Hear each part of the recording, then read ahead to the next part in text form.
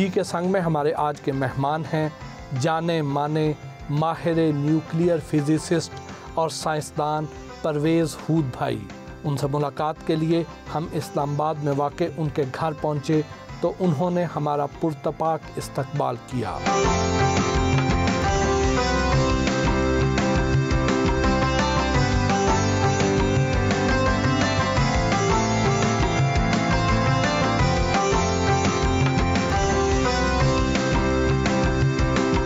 हूद भाई कैसे हैं आप? थैंक यू सर, आप तशरीफ़ यहाँ लाए। क्या आप ऐसे बच्चे थे जो सोचता था कि ये बारिश कैसे बरसती है, ये बिजली क्यों कड़कती है? नहीं, मैं गौर नहीं करता था। कुछ अपने तजर्बात थे जिसकी बिना पर मुझे बिजली के कई झटके भी लगे। मैंने मैग्नेट बनाया तो मैग्नेट से उस मैग्नेट को आग लग गई वगैरह, तो इन चीज़ों से मैंने सीखा। तो ये सिर्फ मुझ में तजस्सुस नहीं है, ये हर बच्चे के अंदर होता है। आपके इर्द गिर्द का माहौल कैसा था बचपन में? स्कूल में तो कोई ख़ास नहीं, लेकिन मेरे बड़े भाई थे, उन्होंने एक दफ़ा मैग्नेट बनाया तो मैंने पूछा ये कैसे हुआ। वो कोई चीज़ है हमारे अंदर जो कुदरत की देन है और उसको बस एक इशारे की ज़रूरत है। आज के आलमी शोहरत याफ्ता साइंसदान को अपने बचपन के ऐसे वो कौन से मशागिल याद आते हैं? जब मौका मिलता था इस इस्त्री को खोल लिया, उस रेडियो को खोल लिया, खोल कर उसको फिर जोड़ना भी पड़ता था ना। जोड़ते जोड़ते पता चलता कि अरे ये तो ऐसा नहीं है, ये मैंने गलत जगह लगाया, वो चीज़ फिर काम ही नहीं करती। तो उस ज़माने में चीज़ें भी थोड़ी सी सादा होती थी ना। अलावा उसके एक चीज़ होती थी उस ज़माने में जिसे मिकैनो कहते थे।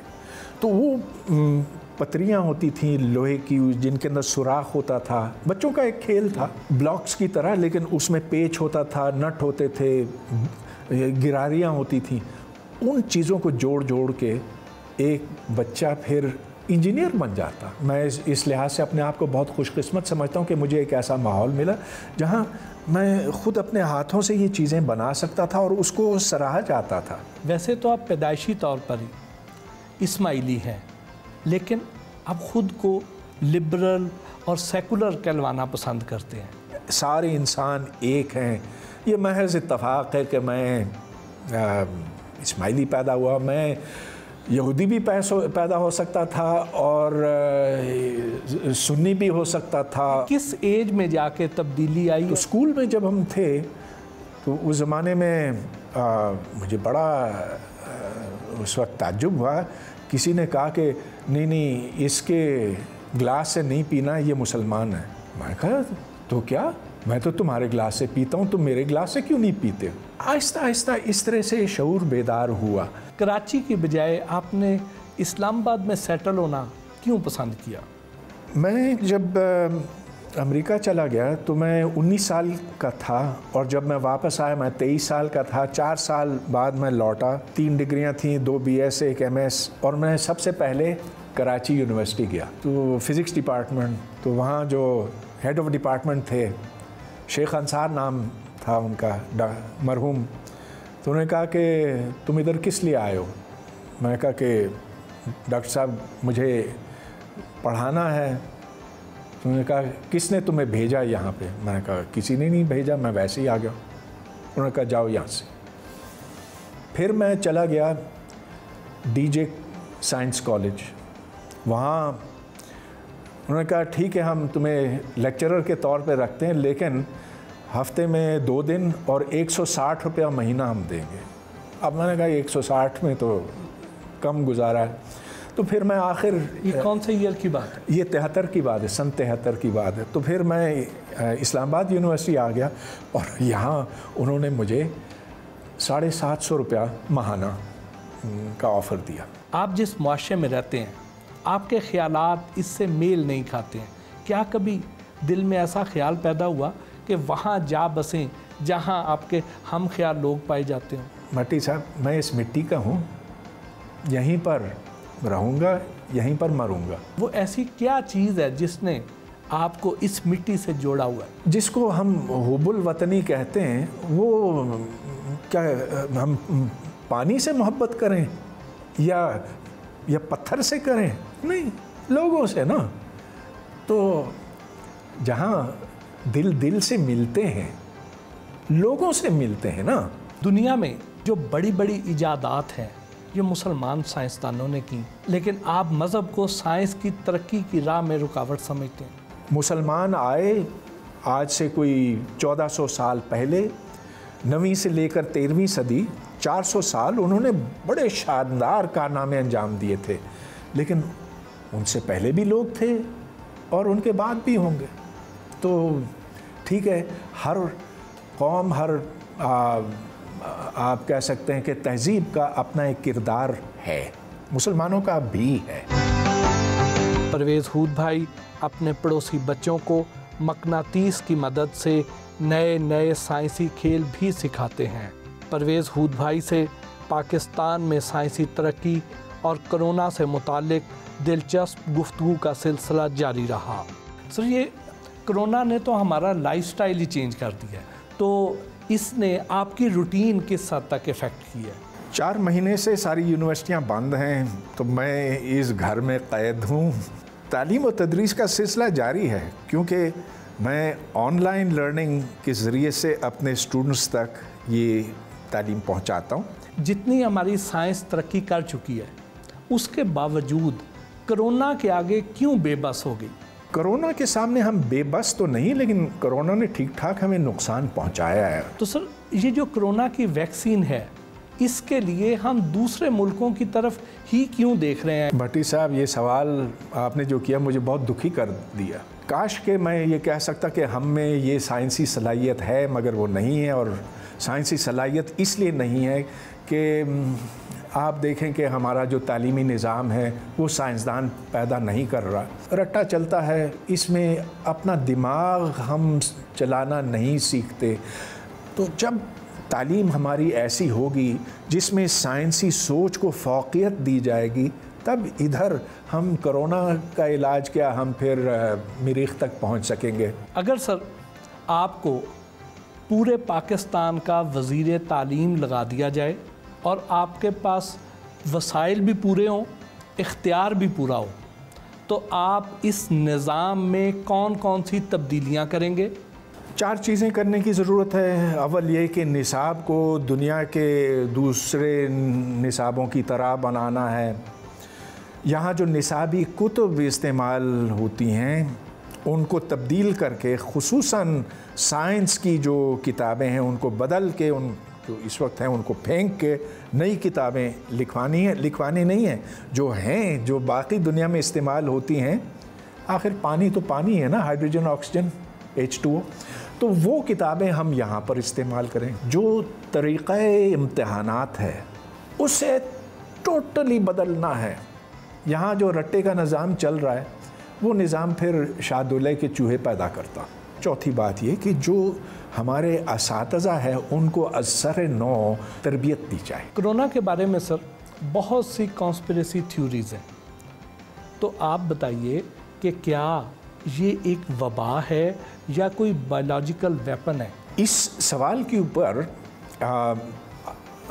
बहुत लोगों ने सोचा है, लेकिन सोचने से काम नहीं बनता। ये सवाल असल में मोलेकुलर बायोलॉजिस्ट और वायरोलॉजिस्ट से करना चाहिए। और जो मैंने जवाबात उनके पढ़े हैं वो कहते हैं कि अगर हम ये बनाना भी चाहें तो हम बना नहीं सकते, क्योंकि ऐसा वायरस उसका ये हम अपनी लैब्स में नहीं तैयार कर सकते इस वक्त। शायद 200 साल बाद ये मुमकिन हो या 500 साल बाद मुमकिन हो। ये जो बिल गेट्स के साथ एक कहानी मंसूब की जा रही है कि वो कोई शायद को ऐसी चिप इंट्रोड्यूस करवा रहे हैं जो इंसानी स्किन के अंदर ट्रांसप्लांट कर दी जाएगी और उससे सारा डाटा हासिल किया जाएगा, और साथ में इसको कोई 5G टेक्नोलॉजी के साथ भी जोड़ा जा रहा है। इसमें किस हद तक सदाकत है? मेरा ख्याल है कि इंसान तरह तरह की सोच, वो सोच जो बिल्कुल बग़ैर किसी बुनियाद के होती है, जो इख्तरा है दिमाग का, वो पैदा करता चला जाता। और ये जो कॉन्स्पिरेसी थियरीज़ है कि ये ख़राबी कहीं किसी मुल्क से आई या किसी फ़र्द की शरारत है, ये उसका एक हिस्सा है। नेटवर्किंग सिस्टम्स में जैसे 3G था, 4G था, अब 5G है, इसमें ज़्यादा इंटरकनेक्टिविटी है और कुछ नहीं है, लेकिन ये आपको कोई फिज़िकल डैमेज नहीं पहुंचा सकता। ये जो आर्टिफिशियल इंटेलिजेंस है, आहिस्ता आहिस्ता हमारी ज़िंदगी में इसका रोल बहुत ज़्यादा बढ़ जाएगा, तो क्या ये इंसान के लिए ख़तरा बन सकती है? यकीनन आर्टिफिशियल इंटेलिजेंस ख़तरा बन सकता है। एक चीज़ होती है जनरलाइज्ड आर्टिफिशियल इंटेलिजेंस, GAI जिसे कहते हैं, तो उसमें कोशिश ये है कि एक इंसान जो कुछ कर सकता है सो आर्टिफिशियल GAI भी कर सके।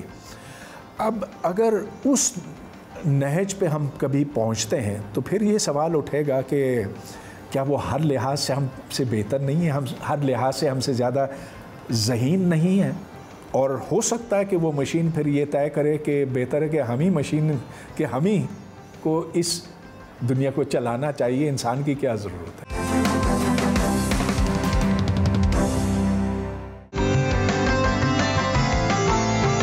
परवेज़ हूद भाई की अहलिया सादिया मंजूर से घर के सरसब्ज बागीचे में मज़ेदार गपशप हुई।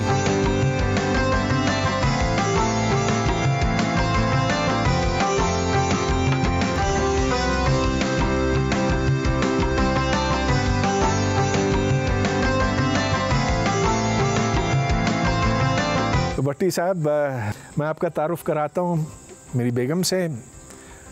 इनका नाम सादिया मंजूर है, फ़िज़िक्स की प्रोफेसर हैं कॉमसेट्स यूनिवर्सिटी में। उसका मतलब ये कि हमारा कुदरती तौर पर एक ताल्लुक़ उस लिहाज से भी बनता है। आपकी फ़िज़िक्स की केमिस्ट्री मिलती है आपकी। मैडम, आम तौर पर साइंसदानों को बहुत ही खुश्क और बोरिंग समझा जाता है, क्या हूद भाई भी ऐसे ही बोरिंग और खुश्क है? मेरे ख्याल में तो ये तासुर ही गलत है कि साइंसदान बोरिंग और खुश्क होते हैं। खुद भी तो साइंसदान हो। हम असल में यूँ कह लें, हम दोनों ही बोरिंग और खुश्क, इसलिए गुजारा हो जाता। तो आप भी इनको हूद भाई कहती हैं? नहीं, मैं परवेज़ कहती हूँ। अच्छा, परवेज़ कहती हैं। अलबत्ता शादी से पहले मुझे परवेज़ साहब कहती थी। अच्छा। आपकी साइंसी हवालों से इतनी ज़्यादा बड़ी पहचान है, लेकिन आपने अपना रहन सहन बहुत ही सादा रखा हुआ है। आपके पास तो स्मार्टफोन तक भी नहीं है। मेरा बस चलता तो मेरे पास फ़ोन होता ही नहीं, लेकिन इन्होंने ये कहा कि अगर मैं फ़ोन नहीं रखूँगा तो ये मुझे तलाक दे देंगे। नहीं, तलाक की बात नहीं थी। मैंने कहा था कि मैं निकाहनामे पे साइन नहीं कर। तो हमारी शादी जो हुई थी 19 फरवरी को, और ये जो मोबाइल है इनका ये 18 फरवरी को। अच्छा। मैं ज़रा पुरानी सोच का कायल हूँ, तो मैं ज़रा किताबों में लगा रहता हूँ, और हाँ, कंप्यूटर से तो कोई मुझे जुदा नहीं कर सकता। जब आपको तालीम और तहकीक से कुछ फ्री टाइम मिलता है तो उस वक्त किस किस्म की आपकी तफरीह होती है? हम लोग हमारा दिन कुछ ऐसे गुजरता है, सुबह उठे, इकट्ठे नाश्ता बनाया, नाश्ता किया, उसके बाद अपने अपने काम में लग गए, फिर दोपहर को खाना खाया, थोड़ी देर आराम किया, फिर अपने अपने काम में लग गए। शाम को 8 बजे के बाद फिर हम इकट्ठे बैठते हैं, वो हमारा रिलैक्स करने का टाइम होता है। कभी वेकेशन गुजारने जाना हो तो कहाँ जाते हैं? Parvez does not believe in vacations, तो हमें जहाँ भी जाना होता है हम इस तरह जाते हैं कि परवेज़ को किसी कॉन्फ्रेंस में या किसी मीटिंग में इनविटेशन होती है, अगर मैं फ़ारिग हुई, वक्त निकाल सकी, फिर मैं साथ चली जाती हूँ। आपने दुनिया भर का सफ़र किया, कौन सी जगह सबसे ज़्यादा पसंद है? परवेज़ साहब ये पूछे कौन से होटल का कमरा सबसे ज़्यादा पसंद है, क्योंकि एयरपोर्ट से होटल के कमरे में जाते हैं, वहाँ से कॉन्फ्रेंस में, वहाँ से होटल में, और वहाँ से एयरपोर्ट। नहीं, ऐसी भी बात नहीं है, मगर हाँ, ऐसी ही बात है। कभी कोई मूवी देखने गए हो, कहीं खाना खाने जाते हो, कहीं किसी पार्टी में जाते हो? नहीं है, जहाँ मुझे ले जाती मैं जाता हूँ। नहीं, मैं तुम्हें कहीं नहीं ले जाती। देखें, मूवीज़ हम लोग को बहुत, मुझे भी बहुत ज़्यादा शौक़ नहीं है, परवेज़ को भी नहीं है, स्पेशली थिएटर में जाके देखने का। हम दोनों ज़रा तन्हाई पसंद हैं। कुछ करीबी दोस्त हैं, उनसे रेगुलरली मिलते हैं। खाना खाने भी इतने इस कदर रेस्टोरेंट्स क्राउडेड होते हैं कि दिल नहीं चाहता। We enjoy being at home. घर के काम काज में आपकी हेल्प करवाते हैं? किसी हद तक, यस। कुछ चीज़ें हैं जो परवेज़ के ज़िम्मे हैं, मसलन नाश्ता हम मिल के बनाते हैं। सुबह की चाय हो गई, शाम की कॉफ़ी हो गई, और परवेज़ को पकाना नहीं आता, सो नहीं बहुत अच्छा पका। कभी खिलाया तो नहीं तुमने, तो मैं कह नहीं सकती। बेहतरीन ऑमलेट बनाता हूँ। हाँ, ऑमलेट तो बनाता हूँ। उस ऑमलेट में क्या ख़ास ऐसी बात होती है? उसमें मैं सारी सब्जियां डाल देता हूँ और ऐसा फेंटता हूँ, वो काटती मैं हूँ सब्जियाँ, डालता परवेज़। और फिर तलना भी एक ख़ास तरीके से करना होता, और उसको जब पलटना होता वो एक बड़ा नाजुक मरहला होता कि वो टूटे ना, और क़ब्ल वक्त भी आप ना करें, तो उसमें भी एक फ़न है। और जब आमलेट टूटता है तो फिर हमारी वन अपमनशिप होती है कि हाँ तुमने आमलेट तोड़ दिया। यानी आपका तो आमलेट भी कोई साइंटिफिक आमलेट है? हाँ, मगर है बड़ा लजीज। सिर्फ आमलेट को ही फेंटते हैं या वैसे भी कभी किसी को फेंटा? नहीं, मैं फेंटी लगाने का कायल नहीं हूँ। मेरे जो बच्चे हैं दोनों, कभी कभी गुस्से में कुछ एक आध चपेड़ मारा होगा मैं, लेकिन उससे ज़्यादा नहीं। खुद कभी फेंटी खाई? हाँ, बहुत। मैं बहुत शरारती बच्चा था। कौन सा ऐसा वाक़या जो आज तक भूले नहीं है? देखें, नहीं, ऐसी शरारतें हैं जो मैं अब भूलना चाहता। बड़ा शौक़ था कि मैं एक ऐसा तेज़ाब बनाऊं जो हर चीज़ को घोल दे। तो उस ज़माने में मेरी चची थी और मेरे चचाजाद भाई थे, और हम। तुम्हारी उम्र क्या थी? मेरी उम्र थी उस वक्त कोई 11 साल। तो मैं स्कूल की लैब में, ये मुख्तलिफ़ किस्म के तेज़ाब होते थे, तो मैंने सोचा कि घर जाके मैं बनाऊंगा। तो मैंने थोड़ी सी इधर से चोरी की, थोड़ी उधर से, और छोटी छोटी बोतलों में मैंने तेज़ाब भरा और वो जेब में डाल दिया। और जब वो घोड़ा गाड़ी थी उस ज़माने में, तो जब वो गाड़ी आगे चली तो मुझे इधर कुछ गर्मी सी महसूस होने लगी। कुछ वक्त के बाद फिर इधर बहुत ज़्यादा तकलीफ़ होने लगी। अब मैं जब हम घर पहुँचे तो मैं घर अंदर दौड़ ही रहा था कि मेरी चची ने चीखें मारी कि उनके कपड़े गल रहे हैं। वो तेज़ाब जो है वहाँ से लीक हो गया। तो उसके बाद फिर हमने इकट्ठा जाना छोड़ दिया। ज़िंदगी भर तालीम और तहकीक में मशगूल रहे। जब शादी का मरहला आया तो वो कैसे अबूर किया? बल्कि आपकी ज़िंदगी में तो 2 बार आया ये मरहला। पहली बार जब मैं 23 साल का था, और अब जब मैं 61 का हुआ, तो ये अब हमारे 9 साल हुए। हाँ, 9 साल हुए। बस रिटायरमेंट मैंने ले ली थी कायद-ए-आज़म यूनिवर्सिटी से। तो उससे कुछ साल पहले मेरी जो पहली बीवी थी उससे अलहदगी हो गई, फिर तलाक, और फिर हम मिले, और तो दिल से जुड़ गया। मोहब्बत का इजहार पहले किसने किया? मैंने, मगर इनको देर नहीं लगी। ये तो परवेज़ साहब थे ना, मैं इनकी कभी स्टूडेंट नहीं रही थी, बट मैं कायद-ए-आज़म यूनिवर्सिटी में स्टूडेंट थी पीएचडी की, लेकिन परवेज़ से मैंने कभी नहीं पढ़ा था, कोई कोर्स भी नहीं पढ़ा था, क्योंकि मेरा अंडर ग्रेजुएट बाहर से था। तो और जिन दिनों मैं कायद-ए-आज़म में थी, परवेज़ मोस्टली अमेरिका में होते थे, तो कोई ऐसी मुलाकात वगैरह भी नहीं थी। तो जब ये बात हुई तो मैं तो इतना घबराई कि मेरी तो टांगें कांपना शुरू हो गई, और मैं वापस घर ड्राइव करके आना मेरे लिए मुहाल हो गया था। जब आपने इज़हार मोहब्बत किया तो आपको क्या उम्मीद थी कि रिस्पांस अच्छा मिलेगा, या आगे से कोई गुस्से का जवाब भी आ सकता? पूछ रहे हैं कि कुड़ी फंस गई थी कि नहीं? नहीं, बिल्कुल उम्मीद तो थी। कुछ देखिए ना, मर्द औरत, लड़का लड़की, कुछ कम्युनिकेशन होती ही है, तो सिग्नल्स होते हैं। तो सिग्नल से मुझे लगा कि शायद इसमें कुछ इम्कान हो। ये कैसे हो गया कि दोनों पुरानी बेगम और नई बेगम आपस में सहेलियां बन गई? आज भी वो खुश हैं अपने फ़ैसले से, ये भी अपने फ़ैसले से खुश हैं, और कोई, मेरा ख़्याल है कि यहाँ तकलीफ़ की बात होनी नहीं चाहिए, और ना उनको है, ना इनको है, ना मुझे, तो अच्छी बात है। ना अब बच्चों मेरे को बच्चे, है। ना बच्चों को है। कोरोना की वजह से आपके लाइफस्टाइल में क्या तब्दीलियां आई? तो इतना ज़्यादा फ़र्क नहीं आया है, मेरी ज़िंदगी में इतना नहीं आया है। बकौल मेरी एक दोस्त के, हमारी मैरिज पहले उसके बकौल पार्ट टाइम मैरिज थी, अब फुल टाइम हो गई है। परवेज़ तो बल्कि कह रहे थे कि अब ओवर टाइम हो गई। तो क्या ऐसा लाइफ पार्टनर सोचा था आपने? मैंने कभी सोचा नहीं कि कैसा होना चाहिए। एक्चुअली मेरी शादी जब हुई थी, आई वॉज ऑलरेडी कितने 44-45। मैं अपनी ज़िंदगी के साथ मुतमईन थी। मेरी यहाँ नौकरी थी, मेरा अपना अपार्टमेंट था, गाड़ी थी। So in other words, if you have a house, a job and a car, why do you need a man? इसलिए मैंने शादी कंपेनियनशिप के लिए की। लेकिन बात वही होती है कि जब कोई ऐसा शख्स आपको नज़र मिलता है जो कि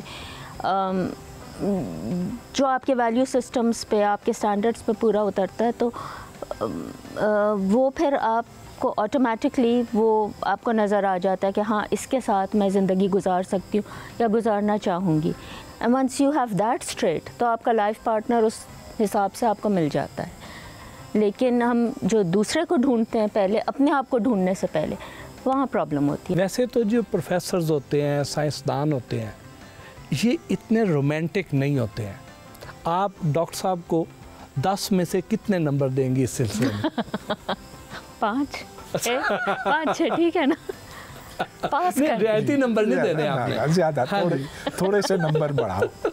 अब तो तुम स्टूडेंट्स वाली बात कर रहे हो। नंबर बढ़ा। म्यूज़िक पसंद है? हाँ, तरह तरह का म्यूज़िक पसंद है। मुझे गज़लें बहुत अच्छी लगती हैं, बेगम अख्तर, मेहदी हसन, नूरजहाँ। फिर क्लासिकी मौसीकी, खा वो मशरक़ी हो या मगरबी हो, लेकिन काश के मैं ख़ुद कोई इंस्ट्रूमेंट बजा सकता, सितार या गिटार या कुछ भी नहीं आता मुझे। जब बेगम कभी नाराज़ होती हो तो इन्हें मनाने के लिए कभी कोई गाना, कोई शेर सुनाया हो? याद तो नहीं। नाराज़ होती हैं बेगम? हाँ, गरजती है, बरसती हैं, बिल्कुल, लेकिन बहुत ज़्यादा देर तक नहीं, क्योंकि हमें पता है कि आखिर सुलह तो करनी ही है। मनाने में पहल कौन करता है? परवेज़ बहुत ज़्यादा अड़ियल है। अक्सर ये होता है कि पहल मैं भी नहीं करती क्योंकि अड़ियल मैं भी हूँ, लेकिन हम वो होता है ना, थोड़ा थोड़ा रवैये में नरमी दोनों तरफ से होते होते फिर ठीक हो जाता है। शायरी भी पढ़ते हैं? ज़ाहिर है कि गालिब तो मास्टर हैं, लेकिन उसके बाद फिर फैज़ अहमद फैज़, और उससे पहले जोश मलियाबादी। खैर पहले के भी हैं, बहादुर शाह ज़फ़र, अलबत्ता इनको बड़ा शौक़ था। और बचपन में सादिया ने काफ़ी सारे अशार लिखे थे, बचपन, टीनेज तक।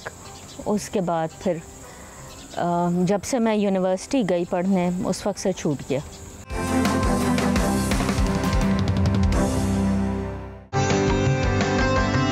परवेज़ हूद भाई से उनके स्टडी रूम में भी गुफ्तगू का सिलसिला जारी रहा। पाकिस्तान को ब्लैक लाइन से सिल्वर लाइन पर कैसे ला सकते हैं? हमें वो करना होगा जो दुनिया के बाकी मुल्क करते हैं। इसका मतलब ये है कि सिर्फ इधर के लोगों का भला देखना होगा। यहाँ तालीम, सेहत, रोज़गार, उसको फ़ौक़ियत देनी होगी, ना कि झगड़े और जंग में हम पढ़ें। जो तुर्क ड्रामा सीरियल चल रही है अर्तुगरुल गाजी, आप उसके बड़े सख्त क्रिटिक हैं, बल्कि इस हद तक कि आपने तो उसके ख़िलाफ़ एक कॉलम ही लिख डाला। नहीं, मैं उसके ख़िलाफ़ नहीं हूँ। मैं ये कहता हूँ कि जो हीरोज़ हैं हमारे, वो इस धरती के हैं। तुर्की में ढूंढा या सऊदी अरब में ढूंढा या कहीं और ढूंढा, वो हमारी तहज़ीब नहीं है। अर्तुगरुल गाजी ठीक है, आप देखकर उसे महज़ूज़ होते हैं, आखिर बड़ी अच्छी एक्टिंग है, बड़े अच्छे सेट हैं। अगर कोई भी ये समझे कि मुस्तक़बिल का रास्ता ये है, तो फिर वो गलती पर है। धरती के हीरो आपकी नज़र में कौन कौन से? मैं तो साइंस के एतबार से सबसे पहले ये बताऊंगा कि अब्दुल सलाम, नोबेल याफ्ता साइंसदान, जो जंग में पैदा हुए, जिनकी तालीम लाहौर में हुई, जो गवर्नमेंट कॉलेज पंजाब यूनिवर्सिटी में पढ़ा भी चुके हैं, वो हमारे हीरो हैं। मेरे हीरो तो हैं कि मलाला हीरो है। क्यों हीरो है? इसलिए कि यहाँ लड़कियों को तालीम की ज़रूरत है। तो हाँ, वो इतने बड़े दर्जे की हीरो या हीरोइन नहीं है, मगर है। अब्दुल सत्तार ईदी बहुत बड़े आदमी थे। इकबाल अहमद, जिन्होंने, जो पाकिस्तानी थे, 14 साल की उम्र में यहाँ आए, उन्होंने जाकर अमेरिका में तहलका मचा दिया। आपको सर लम से क्यों टर्मिनेट किया गया? मैं आज तक हैरान हूँ कि क्यों किया। अगर कोई मुझे बताए तो मैं उसका बड़ा ममनून हूँगा, क्योंकि 4, 5, 6 वजूहात मुझे बताई गई, कभी ये, कभी वो, कभी वो। आज तक लम्ज़ ने मुझे कोई जवाब नहीं दिया। तसल्ली बख्श को छोड़िए, जवाब भी नहीं दिया कि क्यों मुझे निकाला। अब तो ऐसे लगेगा कि मैं नवाज शरीफ। प्योर साइंसेज से सोशल साइंसेज की तरफ ट्रांसफॉर्मेशन आपकी कैसे हुई? कोई ट्रांसफॉर्मेशन नहीं हुई है। मुझे प्योर साइंस अब भी बहुत ज़्यादा पुरकशिश मालूम होती है। प्योर साइंस में क्योंकि मंतिक और तजर्बा और मुशाहिदा, सिर्फ ये चीज़ें आती हैं, तो मुझे उससे ज़हनी तौर पर बहुत सुकून मिलता है। यहाँ पर वो लोग जो अरबों रुपयों के मालिक हैं और वहाँ वो जो कूड़े के डिब्बे से खाना खाते हैं, तो फिर आप सिर्फ फिज़िक्स नहीं कर सकते। हमारा खलाई प्रोग्राम इतना डेड क्यों है? खलाई प्रोग्राम ही डेड नहीं है, तकरीबन सारे साइंसी प्रोग्राम डेड हैं। क्यों डेड है? इसलिए कि रियाजी और फिज़िक्स से हमारी दूरी है। परवेज़ हूद भाई घर पर जदीद सहूलियात से आरास्ता स्टूडियो से दुनिया भर के तलबा को फ़िज़िक्स और सोशियोलॉजी की ऑनलाइन तालीम भी दे रहे हैं। ये सर अब हमारा एक रैपिड फायर सेगमेंट है। इमरान खान और नवाज शरीफ को अगर रेट करें आउट ऑफ 10 तो कितने नंबर देंगे? Nawaz Sharif 5 out of 10, Imran Khan 2 out of 10। इन सियासतदानों को क्या मशवरा देंगे? शहबाज शरीफ, अब छोड़ दो ख़ानदानी सियासत, अगर कुछ दमखम है तो अपनी बात करो। शेख रशीद, सियासत से फारिग हो जाओ। बिलावल भुट्टो जरदारी, तुम्हें क्या हक़ पहुंचता है कि इस मुल्क के लीडर बनो जबकि तुम इधर के हो नहीं? अगर आपको मौका दिया जाए कि पाकिस्तान के 3 मसाइल हल करने हैं, आबादी, अमन और तबकाती ऊंच नीच, इनमें से आपने एक को चूज़ करना है, पाकिस्तानी ड्रामे या टर्किश ड्रामे? पाकिस्तानी ड्रामे। कराची या इस्लामाबाद? इस्लामाबाद। डॉक्टर अब्दुल सलाम या डॉक्टर इकबाल अहमद? 2 मुख्तलिफ लोग हैं, कोई इनमें मुमासलत नहीं। अल्लामा इकबाल या कायद आज़म? कायद आज़म। इमरान खान या नवाज शरीफ? नवाज शरीफ। सर बहुत बहुत शुक्रिया, आपका हमने बहुत कीमती टाइम लिया, आपसे मिलके बहुत अच्छा लगा। थैंक यू, बहुत शुक्रिया आने का।